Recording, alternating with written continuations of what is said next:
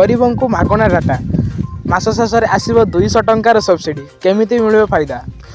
आजर समय इंटरनेट एवं कॉलिंग एक मौलिक आवश्यकता पलटि।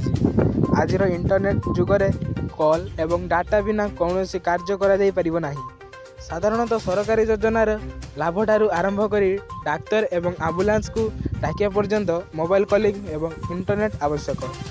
यही समय अनेक सरकार नागरिक मानू अत्यावश्यक सेवा भाव में मागणा और सब्सिडीयुक्त इंटरनेट जगाउछंती। विश्वर सबुठारु विकसित देश अमेरिकारु मागणा इंटरनेट आरंभ होइतिला। अमेरिकार एक योजना चली जो गरीब परिवार को मागणा इंटरनेट सुविधा जगाई दि जाउछि। आउरी मध्य समानकर आय अनुजाई इंटरनेट रे सब्सिडी प्रदान करा जाए। एथिपाई अमेरिकीय नागरिक मानू किछि शर्त पूरण करने को पड़िबो। अमेरिका परे परे भारत में मागणा इंटरनेट आरंभ करिवार संभावना अछि। एभली परिस्थिति रे गरीब परिवार को मागणा इंटरनेट जगाइबार परामर्श telecom regulatory authority of India यथा TRI द्वारा भारत सरकार को दिया जाइथिला।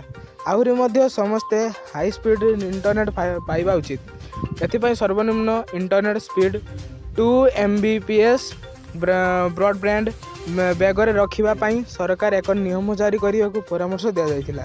किंतु अद्यावधि भारत सरकार यही सुपारिश को ग्रहण करी नांती। वर्तमान TRAI रो यही योजना स्थगित अछि कारण फीबी एवं सब्सिडी उपर विवाद दीर्घ दिन धरी चली आसुछि।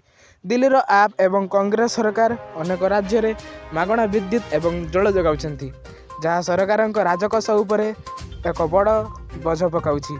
आहुरी मध्य केतेक राज्य रे मागणा राशन दिया जाउछि। ट्राई सरकार को सुपारिश करथिला जे समस्त गरीब परिवार को ब्रॉडबैंड इंटरनेट संयोग पाई 200 टंका पर्यंत सब्सिडी प्रदान करा जिवो। एही योजना ग्रामांचल पाई हेबो।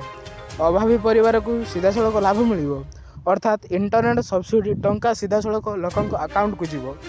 TRAI कहिछि जे आजिर समय रे ऑनलाइन अध्ययन व्यावसायिक कार्यकलाप घरु काम पाई इंटरनेट आवश्यक होई परिछि।